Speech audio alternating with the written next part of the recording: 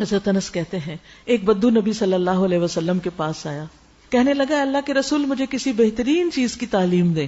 ایک دیہاتی تھا، ایک عام شخص.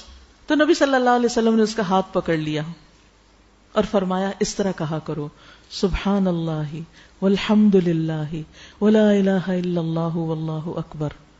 تو بدو نے یہ اپنی انگلیوں پہ گن لیا، سبحان اللہ والحمد للہ ولا الہ الا اللہ واللہ اکبر، اور چلا گیا.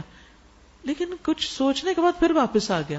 تو نبی صلی اللہ علیہ وسلم اس کو دیکھ کے مسکرائے اور فرمایا خستہ حال بدو اب کچھ سوچنے لگ گیا ہے. نی پیار سے اس کو کہا. تو اس نے کہا اللہ کے رسول سبحان اللہ والحمد للہ ولا الہ الا اللہ واللہ اکبر، یہ تو ساری اللہ کی تعریف ہے، میرے لیے کیا ہے؟ تو آپ نے فرمایا اے آرابی، جب تم سبحان اللہ کہو گے تو اللہ تعالیٰ کہے گا تم نے سچ کہا، یعنی وہ تمہیں جواب دے گا.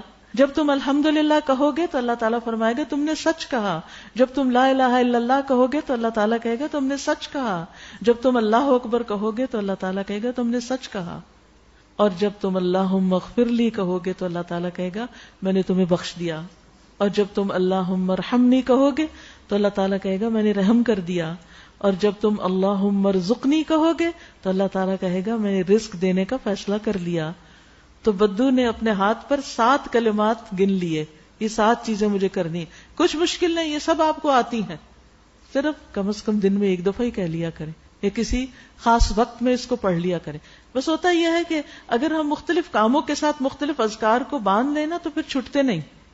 لکھ کے آپ کہیں لگا سکتے ہیں سبحان اللہ والحمد للہ ولا الہ الا اللہ واللہ اکبر، اللہم اغفر لی، اللہم ارحمنی، اللہم ارزقنی.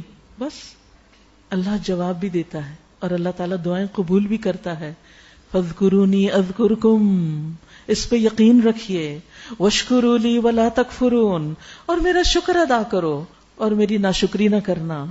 ذکر کے ساتھ ساتھ ہر حال میں اللہ کا شکر، کیونکہ اللہ کا ہر فیصلہ حکمت پر مبنی ہوتا ہے.